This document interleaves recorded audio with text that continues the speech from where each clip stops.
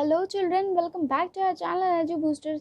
As you all know, we were started the chapter cell and लगभग बहुत सारे topics हम लोगों ने कवर कर लिया इस चैप्टर में. हमारा नेक्स्ट टॉपिक था सेल वॉल होने वाला था, जो इस वीडियो में हम पढ़ने वाले हैं. और पिछले वीडियो तक ऑस्मोसिस हम लोगों ने कवर कर लिया है. आज हम लोग सेल वॉल पढ़ेंगे. ओके, सेल वॉल के बारे में पहले कुछ बेसिक चीज़ें मैंने यहाँ लिख के रखी है और यही बेसिक चीज़ें आपके एनसीईआरटी में लिखी हुई हैं. चलो पॉइंट वाइज हम लोग डिस्कस करेंगे. पहला पॉइंट है cell wall rigid. Cell wall rigid होती है. देखो नाम से ही पता चल रहा है सेल वॉल. पहले सेल वॉल कहाँ होती है आप ये सब जान लो. जैसे ये एक सेल है, ठीक, ये उसका न्यूक्लियस है. ठीक, हर सेल का न्यूक्लियस है, हर सेल का एक अपना न्यूक्लियस होता है. कहीं कहीं एक्सेप्शनल केस होती है, वहाँ पे न्यूक्लियस नहीं होता. वो सब हम पढ़ेंगे जब हम लोग न्यूक्लियस स्टडी करेंगे. इसका नेक्स्ट टॉपिक होने वाला है न्यूक्लियस. ठीक है, तो हर सेल में न्यूक्लियस होता है, मैंने आपको बताया था ये सब. चलो देखो, तो मान लो ये सेल है, तो अभी तक मैंने आपको सेल मेम्ब्रेन पढ़ाया है कि सेल है, उसकी आउटर कवरिंग जो होती है उसको सेल मेम्ब्रेन कहते हैं. ये है हमारा सेल मेम्ब्रेन. शॉर्ट में लिख दूँ बस, सेल मेम्ब्रेन, आप लोग समझ जाओगे. मैंने कहा कि आउटर कवरिंग होती है जो सेल की, मैं पढ़ा चुकी हूँ आप सबको कि उसे सेल मेम्ब्रेन कहते हैं. बीच में उसके न्यूक्लियस होता है, बहुत डार्क सा, डेंस सा.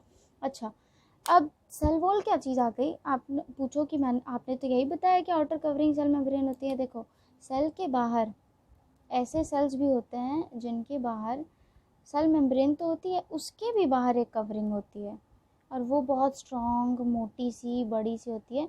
इसी को सेल वॉल कहते हैं. मैं यहाँ सेल वॉल बना के दिखा रही हूँ आप लोगों को. ये रहा सेल वॉल हमारा. ठीक, ये डबल लेयर्ड ऐसे कर लो. ठीक, ये है सेल वॉल. ठीक, बस यही, ये पूरा जो ये डबल डबल सा है, ये पूरा सेल वॉल है. आई होप ड्राइंग से क्लियर होगा कि सेल वॉल क्या मैं क्या दिखाना चाह रही हूँ आप लोगों को. देखो बच्चों, यही है हमारा सेल वॉल. सेल मेम्ब्रेन के बाहर होता है सेल वॉल, ये याद रखो. और सेल वॉल किस में होता है. देखो दो टाइप के सेल होते हैं. एक एनिमल सेल होते हैं, मैंने आपको कहा था एनिमल सेल और प्लांट सेल में पढ़ाऊँगी. तो देखो वो टाइम आ गया जब हम लोग एनिमल सेल और प्लांट सेल के बारे में पढ़ें. हालांकि बहुत सारे डिफरेंसेस होते हैं एनिमल और प्लांट सेल्स के बीच में, लेकिन अभी देखो एनिमल सेल और ये प्लांट सेल, सबसे बेसिक सी चीज़ होती है ना एनिमल सेल और प्लांट सेल के बीच में डिफरेंस करने की, ये सेल वॉल होती है. आप बाहर से किसी सेल को देख के कैसे बता सकते हो कि वो एनिमल सेल है या प्लांट सेल. वो है आप सेल वॉल को देख के बता सकते हो. प्लांट आप नेचुरली ऑब्जर्व करते हो उस चीज़ को. आप अपने बॉडी की मसल्स को छुओ, अपने हाथ की मसल्स को छुओ, ये सॉफ्ट होंगी. लेकिन एक पेड़ की टहनी को लेके आओ, वो कितनी हार्श होती है, कितनी हार्ड होती है. चाहे वो ग्रीन वाली टहनी भी क्यों ना हो, वो भी मानते हैं, आप बोलोगे कि वो तो सॉफ्ट होती है, पर प्लांट और हमारी बॉडी से कंपेयर करें तो वो तो थोड़ी हार्ड होती है. प्लांट को हमेशा खड़ा रहना होता है, उसको थोड़ा स्ट्रक्चरल स्ट्रेंथ चाहिए, उसको सपोर्ट चाहिए खड़े रहने के लिए. चाहे बारिश हो, चाहे आंधी हो, तूफान हो, उसको खड़ा रहना होता है. इस वजह से उसको नेचर ने ऐसा बनाया है प्लांट सेल को, ताकि उसको थोड़ा एक्स्ट्रा स्ट्रेंथ मिले. तो इस वजह से उसके सेल में, प्लांट के सेल में सेल वॉल पाई जाती है और एनिमल सेल में सिर्फ सेल मेम्ब्रेन होता है. ठीक, हमारे बॉडी में सिर्फ सेल मेम्ब्रेन होता है. प्लांट के बॉडी में, मतलब प्लांट के सेल में सेल वॉल भी होती है जो बहुत रिजिड होती है. रिजिड का मतलब होता है स्ट्रॉन्ग, मतलब कठोर. ठीक, रिजिड का मतलब स्ट्रॉन्ग और कठोर हिंदी में. और cell wall outer most covering होती है, सेल मेम्ब्रेन के भी बाहर होती है. और देखो सेल वॉल किस चीज़ की बनी होती है. सेल वॉल सेल्यूलोज की बनी होती है प्लांट्स में. ठीक है, सेल्यूलोज जो होता है वही बहुत स्ट्रॉन्ग सपोर्ट देता है प्लांट को. ठीक है, provide structural strength to plant, की मैंने लिख के रखा है कि स्ट्रक्चरल स्ट्रेंथ देने के लिए सेल वॉल होती है. चलो सेल वॉल इतना क्लियर है. अब सेल वॉल के बारे में हम और पढ़ेंगे. अभी प्लाज्मोलिसिस पढ़ाने वाली हूँ. प्लाज्मोलिसिस कैसे होती है सेल वॉल में, और पूरा एक एक्सपेरिमेंट बताया हुआ आपके एनसीईआरटी में, उसको देखते हुए चलो. So as you can see this diagrams, this all diagrams we will study about one by one. This is another diagram and this is part 2. Okay, this is I have drawn two parts of diagram. Okay, let's see. So guys, here you can see I have drawn so many of diagrams. So let's study. देखो पहले देखो, ये तो आप समझ लो सबसे पहले कि ये अलग पार्ट का डायग्राम है और ये दूसरा. ठीक है, पहले इतना हमारा अलग पार्ट है। यहाँ पे मैंने प्लाज्मोलिसिस एक्सप्लेन किया हुआ है इस डायग्राम्स के थ्रू। देखो प्लाज्मोलिसिस क्या होता है, सेल वॉल पढ़ा था हमने, सेल वॉल की सारी कैरेक्टरिस्टिक पढ़ लिया। सेल वॉल कैसा होता है, रिजिड होता है, स्ट्रॉन्ग होता है, सेल्यूलोज का बना हुआ होता है। देखो प्लाज्मोलिसिस क्या होता है, प्लाज्मोलिसिस एक ऐसा प्रोसेस है जो सेल वॉल से रिलेटेड है। हम लोगों ने ऑस्मोसिस पूरा पढ़ लिया है, अगर आपने नहीं पढ़ा तो पढ़िए। देखो आपको फिर से यहाँ समझाने के लिए एक्सप्लेन कर रही हूँ कि क्या था ऑस्मोसिस वाले प्रोसेस में। एक चीज़ मैंने ये आपको एक्सप्लेन की थी कि जब एक ऐसा सॉल्यूशन हो जो हाइपरटोनिक हो, हाइपरटोनिक सॉल्यूशन का मतलब भी बताया था, कैसा सॉल्यूशन, ऐसा सॉल्यूशन जहाँ पे सॉल्यूट की मात्रा ज़्यादा हो सॉल्वेंट के मुकाबले, ठीक है, सॉल्यूट बहुत ज़्यादा हो। अच्छा, तो वहाँ पे क्या हो रहा है, तो वहाँ पे अगर आप एक अच्छा फूला हुआ ग्रेप रखोगे, ग्रेप का टुकड़ा रखोगे, तो ये एक अंगूर कुछ देर बाद क्या होगा, श्रिंक कर जाएगा। जब आप एक हाइपरटोनिक सॉल्यूशन में एक अंगूर रखते हैं तो ये श्रिंक कर जाएगा। और मैंने आपको यही एग्जांपल दिया हुआ था कि हम डेली लाइफ एग्जांपल लेते हैं, एक्चुअली जब हम सेल के साथ ऐसा करते हैं तो तब भी यही होता है कि सेल भी हाइपरटोनिक सोल्यूशन या हाइपरटोनिक मीडियम में वो ऐसा ही श्रिंक कर जाता है, एक फूला हुआ अच्छा सा सेल। तो अब देखो क्या होता है, प्लाज्मोलिसिस क्या है। जब एक प्लांट सेल को, ये तो एनिमल सेल वाला एग्जांपल है कि क्योंकि देखो यहाँ सेल मेम्ब्रेन है ना सर, सेल वॉल तो नहीं बनाया था मैंने। देखो प्लाज्मोलिसिस समझा रही हूँ। प्लाज्मोलिसिस क्या होता है, सेम यही प्रोसेस। अगर आप किसी हाइपरटोनिक सॉल्यूशन में किसी प्लांट सेल को रख देते हो तो प्लांट सेल जो होता है ना वो श्रिंक तो करता है, पर क्या श्रिंक करता है, एक्चुअली सेल मेम्ब्रेन फ्लेक्सिबल होता है। हम लोगों ने सेल मेम्ब्रेन का कैरेक्टर पढ़ा हुआ है कि सेल मेम्ब्रेन फ्लेक्सिबल होता है, इस वजह से हाइपरटोनिक सॉल्यूशन में वो श्रिंक कर जाता है। पर अभी पढ़ा कि सेल वॉल तो रिजिड होती है, स्ट्रांग होती है, स्ट्रेंथ और सपोर्ट के लिए होती है, तो वो श्रिंक नहीं करती, वो जैसी की तैसी रहती है। और इतना स्पेस, जैसे देखो यहाँ पे सेल वॉल और मेम्ब्रेन के बीच में बहुत कम स्पेस है, यहाँ पे कितना इतना स्पेस है, इधर इतना स्पेस, इधर इतना स्पेस बचा हुआ है। तो यही ऐसे मतलब स्ट्रक्चर इस तरीके से चेंज हो जाने, इस प्रोसेस को प्लाज्मोलिसिस कहते हैं। और इस सेल को प्लाज्मोलाइज्ड सेल बोलेंगे हम। इस सेल को हम लोग प्लाज्मोलाइज्ड सेल, लिख देती हूँ, प्लाज्मोलाइज्ड सेल कहेंगे, ठीक है। तो ये कहते हैं, मैं अभी इसको इरेज कर दूंगी, आप अगर चाहो तो नोट डाउन कर लो, सॉरी। देखो तो यही था प्लाज्मोलिसिस। प्लांट सेल के केस में ऐसा होता है, जब हम किसी प्लांट सेल को किसी हाइपरटोनिक सॉल्यूशन में रखते हैं तो वो ऐसा श्रिंक कर जाती है, पर उसकी सेल वॉल वैसी की वैसी ही रहती है, उसकी स्ट्रक्चर में कोई चेंज नहीं आता। इसी प्रोसेस को प्लाज्मोलिसिस कहते हैं। चलो प्लाज्मोलिसिस अगर समझ आ गया तो ये जो एक्सपेरिमेंट लिखा हुआ आपकी बुक में ये पढ़ लो। अगर आप किसी भी बुक से स्टडी कर रहे हो बच्चों ना, तो भी आपको कोई दिक्कत नहीं है, आप ये सारी चीज़ें आपके चैप्टर में होंगी ही लिखी हुई। और अगर नहीं लिखी है, मान लो ये एक्सपेरिमेंट नहीं लिखा है क्योंकि एनसीईआरटी का है, आप एनसीईआरटी एक आइडियल बुक है, एनसीईआरटी की सारी चीज़ें पढ़ लो, तो आप किसी भी बुक से पढ़ो, आपको कोई दिक्कत नहीं होगी। एग्जाम्स में सारे क्वेश्चन सिमिलर ही आते हैं, ठीक है, एक क्लास के। तो देखो ये एक्टिविटी पढ़ लेते हैं अब। एनसीईआरटी में जो एक्टिविटी लिखी हुई है उसमें लिखा हुआ है कि एक रोइयो का लीफ लेना है। ये मैंने यहाँ पे ड्रॉ किया रोइयो लीफ। अब पता नहीं रोइयो लीफ ऐसा होता है या नहीं, बुक में भी ऐसा कुछ ड्रॉ नहीं है फिगर, मैंने ऐसे ही एक लीफ जैसा स्ट्रक्चर बनाया है। ये एक रोइयो की लीफ है। इसको क्या करना था, इसको पानी में थोड़ी देर रखना था और इसके कुछ टुकड़े निकाल के इसको एक ग्लास स्लाइड पे रखना था। यहाँ पे मैंने ग्लास स्लाइड दिखाया हुआ और आप समझ लो कि इसके कुछ टुकड़े रखे हुए हैं, ठीक। और यहाँ पे मैंने दिखाया सेल्स ऑफ रोइयो लीव्स। यहाँ हम लोग जब माइक्रोस्कोप से देखते हैं ना, कॉम्प्लेक्स माइक्रोस्कोप से, इलेक्ट्रॉन माइक्रोस्कोप से जिससे सेल दिखाई देंगे, उससे हम लोगों को रोइयो लीफ के सेल दिखाई देते हैं। अब तो दिखाई दिए सेल, आप पहले जाओ रोइयो लीफ को माउंट करो और उसके बाद मतलब रोइयो लीफ का पहले छिलका निकालो, उसके बाद फिर उस छिलकों को अच्छे से पानी में भिगोओ थोड़ी देर, और उसके बाद फिर जाके रखो यहाँ क्या कहते हैं ग्लास से स्लाइड पर रखो, फिर इलेक्ट्रॉन माइक्रोस्कोप से जाके देखो, आपको ऐसे रोइयो लीव्स दिखेंगे सेल्स उसके, ठीक। अब क्या करना है आपको, स्लाइड के ऊपर एक हाइपरटोनिक सॉल्यूशन डालनी है, कुछ ड्रॉपर से आप कुछ ड्रॉप्स स्लाइड पे ही हाइपरटोनिक सॉल्यूशन के कुछ ड्रॉप्स डाल दो। ड्रॉप्स डालने के बाद क्या देखोगे आप, ड्रॉप्स डालने के बाद आपको सेल्स ऐसी दिखेंगी, प्लाज्मोलाइज सेल।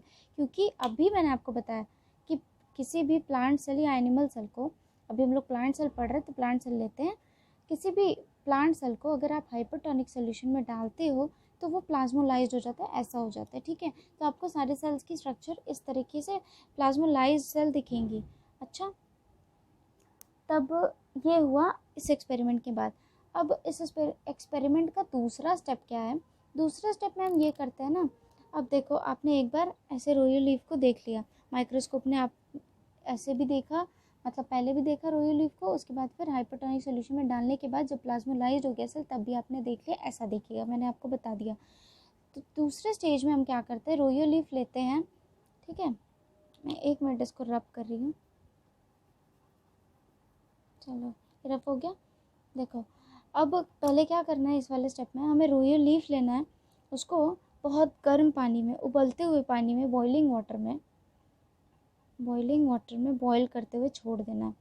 अब उसको बॉईल करना है कुछ देर, आप 10 मिनट कर लो, 20 मिनट कर लो, कुछ देर उसको बॉईल कर लो अच्छे से। बिल्कुल बॉईल करने से क्या होती है ना, बॉईल करने से सेल जो होती है वो डेड हो जाती हैं, बॉईल करने से सेल डेड हो जाती हैं, सेल्स बिकम डेड। बॉईल करने से सेल्स मर जाती हैं अगर रोयो लीव्स को हम बॉइलिंग वाटर में डालते, तो ऐसा होता है। अब क्या करो, आप सेम प्रोसेस आप करो, इसको माउंट करो, मतलब इसका छिलका निकालो सेल का, लीफ का, उसके बाद फिर कुछ टुकड़े लो रखो, उसके बाद फिर पहले उसको इलेक्ट्रॉन माइक्रोस्कोप से देख के आपको डेड सेल्स दिखाई देंगी। फिर आप उस पर कोई हाइपरटोनिक सोल्यूशन डालो, मान लो आप शुगर, सॉल्ट और थोड़ा सा पानी का हाइपरटोनिक एक सोल्यूशन बना लो गाढ़ा सा, और उसको फिर इस स्लाइड के ऊपर रखो, सेल्स के ऊपर, तब थोड़ी देर छोड़ दो, तब आप माइक्रोस्कोप में जाके फिर से देखोगे ना जब इस स्ट्रक्चर को, तो आपको सेल्स वैसे के वैसे दिखाएंगे, कोई प्लाज्मोलिसिस नहीं हुई होगी इसमें। आपको क्या होगा, सेल्स उसी टाइप के दिखाई देंगे जैसे आपको पहले दिख रहे थे। इस बार इसमें प्लाज्मोलिसिस नहीं हुई है। क्यों नहीं हुई, क्योंकि सेल डेड हो चुके हैं। इसी प्रोसेस को बताने के लिए पूरी एक्टिविटी की गई है कि डेड सेल में प्लाज्मोलिसिस नहीं होता, एक डेड सेल प्लाज्मोलिसिस नहीं शो करता, बस इसी प्रोसेस को दिखाने के लिए ये एक्टिविटी की गई थी। देखो मैं आपको अच्छे से एक्सप्लेन कर रही हूँ। पहले मैंने प्लांट रोयो लीफ लिया था, कोई भी प्लांट लीफ ले लो, उसको आप माइक्रोस्कोप में जाके उसके टुकड़े करके आप इलेक्ट्रॉन माइक्रोस्कोप में जाकर उसके सेल्स देख लो, फिर उसको लेके आओ, हाइपरटोनिक सोल्यूशन डाल लो, कुछ देर उसको रेस्ट करने छोड़ दो, और कुछ देर बाद फिर उसको इलेक्ट्रॉन माइक्रोस्कोप से आप देखोगे ना, तो आपको सेल प्लाज्मोलाइज दिख रही होंगी। दूसरी बार आपको क्या करना था, आपको रोयो लीफ को पहले ही बॉइलिंग वाटर में उबाल देना था बहुत ज़्यादा हाई टेम्परेचर पे, ताकि सेल्स मर जाएं उसकी, ठीक है, रोयो लीफ की सेल्स मर जाएं। उसके बाद फिर उसके कुछ टुकड़े निकाल के आप स्लाइड पे रखो, और तब माइक्रोस्कोप में जाके देखो, आपको डेड सेल दिखेंगे। फिर माइक्रोस्कोप से वापस लेके आओ, हाइपरटोनिक सॉल्यूशन डाल दो उन डेड सेल्स के ऊपर, तब आप कुछ देर वेट करते हो, जितनी देर में प्लाज्मोलिसिस होने वाली थी, पिछली बार जितनी देर में हुई थी उतनी देर आप वेट कर लो, अगर 5-10 मिनट, फिर आप इलेक्ट्रॉन माइक्रोस्कोप से जाके देखो ना, तो आपको कोई प्लाज्मोलिसिस नहीं होता हुआ दिखेगा। यही एक प्रॉपर्टी है लिविंग सेल की, living plant cell shows plasmolysis only, okay, not dead cells. बस यही आपको समझाना था। सॉरी, यहाँ पे मैंने लिखा डेड बिकम डेड, जबकि यहाँ होगा sales become dead, sorry, it's my fault. देख लो आप अच्छे से, बॉइलिंग वाटर में जब रखना था तो cells become dead, cell dead हो जाती हैं। ये था पूरा प्लाज्मोलिसिस वाला, ये एक प्रॉपर्टी है सेल की, प्लांट सेल की, कि प्लांट सेल प्लाज्मोलिसिस शो नहीं करती। ठीक, अगले वाले पार्ट में हम लोग और फर्दर इसके बारे में पढ़ने वाला है। चलो एक और बात सुन लो बच्चों, मैंने आपको ये बताया, ये बताने जा रही हूँ, सुनो, ये बताने जा रही हूँ। देखो जैसे प्लांट सेल एक और प्रॉपर्टी होती है, प्लांट सेल की एक और प्रॉपर्टी होती है, मैंने आपको बताया प्लांट सेल क्या करता है, सेल को बाहर के एनवायरनमेंट से बहुत ज़्यादा स्ट्रक्चरल स्ट्रेंथ प्रोवाइड करती है, मतलब उसको पेड़ पौधों को स्ट्रॉन्ग रहने के लिए सेल वॉल उसमें होती है। अच्छा देखो, सेल वॉल की एक और प्रॉपर्टी है कि जब आप हाइपोटोनिक सॉल्यूशन में या डाइल्यूट सॉल्यूशन में इसको डालते हो ना, देखो बच्चों हाइपोटोनिक सॉल्यूशन मैंने समझा दिया है आपको, पिछला वीडियो आप प्लीज़ आके देखो अगर आपने नहीं देखा, फिर भी यहाँ हल्का सा एक्सप्लेन कर रही हूँ आपको अच्छे से, आप प्लीज़ उस वीडियो को देख के आओ, तब आपको ये वीडियो समझ में आएगी। पार्ट वाइज पूरा लेक्चर डला हुआ है प्लेलिस्ट में, आप एक बार चैनल पे जाके चेकआउट कर लो। देखो पहले यहाँ पे आता है, हाँ तो क्या समझाया था मैंने, हाइपोटोनिक सोल्यूशन। हाइपोटोनिक सोल्यूशन क्या होता है, ऐसा सॉल्यूशन जिसमें सॉल्यूट बहुत कम मात्रा में हो और बहुत ज़्यादा सॉल्वेंट हो, मतलब ऐसा सॉल्यूशन जिसमें पानी बहुत ज़्यादा, आप समझ लो अगर शुगर वाटर का सॉल्यूशन बना रही हूँ मैं, तो 1 लीटर पानी में मैंने सिर्फ 1 चम्मच चीनी डाली, बहुत कम सॉल्यूट डाला मैंने ना, तो यही हाइपोटोनिक सॉल्यूशन है। ऐसे किसी सॉल्यूशन में, या सपोज कर लो वाटर में ही बिना किसी सॉल्यूशन सिर्फ वाटर में अगर किसी प्लांट सेल को डालते हैं ना, किसी एनिमल सेल को भी डालते हैं, ये एक्सपेरिमेंट समझाया हुआ है कि एक किशमिश का टुकड़ा हम लोगों ने हाइपोटोनिक सोल्यूशन में डाला था तो किशमिश का टुकड़ा पूरा फूल गया था, अंगूर के जैसा फूल गया था। क्यों? पानी को, क्योंकि उसने अब्जॉर्ब कर लिया था। ओके, तो यहाँ क्या होता है, जब किसी प्लांट सेल को भी हाइपोटोनिक सोल्यूशन में हम लोग डालते हैं तो कुछ देर बाद वो फूल जाता है। फूलने तो लगता है पर इसको ना सेल वॉल इसमें होती है प्लांट सेल में, उसको फटने से बचाती है। मतलब बहुत ज़्यादा अगर पानी है बाहर तो सेल मेम्ब्रेन क्या करेगी, उसको अपने अंदर अब्जॉर्ब करती जाएगी और फूलती जाएगी, और इस वॉल पे ऐसे प्रेशर लगाएगी अगेंस्ट, ठीक है, इसके अपोजिट ऐसे करके प्रेशर लगाएगी ना, तो बहुत ज़्यादा फूलेगी। लेकिन सेल वॉल क्या करता है, उसको उस प्रेशर को सहता है और क्योंकि स्ट्रांग होता है और उसको फटने नहीं देता। ये भी बहुत अच्छी प्रॉपर्टी है। जैसे ईस्ट में, बैक्टीरियाज में, इन सब में क्या होता है, फंगाई में, इन सब में क्या होता है, जब इनकी भी बॉडी में सेल वॉल होते हैं, आउटर सेल वॉल, ठीक है, तो इसको फटने नहीं देती है। बस यही समझाना था। चलो अब हम लोग अगले वीडियो में न्यूक्लियस पढ़ेंगे। इस वीडियो में इतना ही। Thank you for watching my video. Please like share subscribe to our channel. Thank you.